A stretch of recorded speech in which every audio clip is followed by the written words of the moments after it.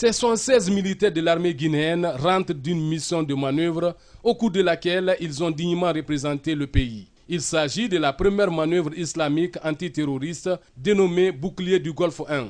Elle s'est déroulée du 20 mars au 23 avril dernier en Arabie Saoudite.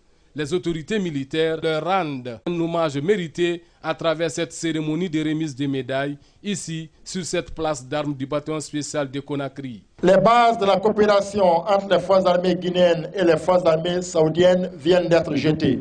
Cette cérémonie de reconnaissance du royaume saoudien à tous les participants à l'exercice n'est qu'une étape importante de cette coopération.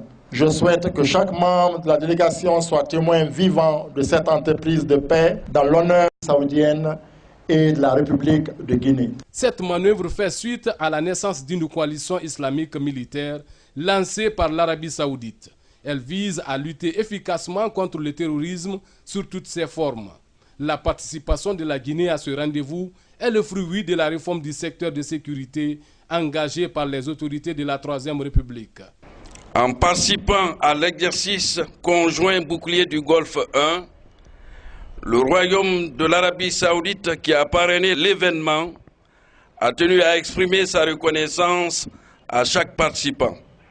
C'est ce qui explique la présente cérémonie au cours de laquelle il va être remis à chacun la médaille commémorative saoudienne. Cette participation a été rendue possible par les directives éclairées du commandant en chef des forces armées guinéennes, président de la République, son Excellence professeur Alpha Condé, à qui j'adresse la gratitude de l'ensemble des personnels des forces armées. 41 pays musulmans étaient présents à cette rencontre de Dammam. La manœuvre s'est déroulée à la satisfaction des autorités saoudiennes et de l'ensemble des délégations.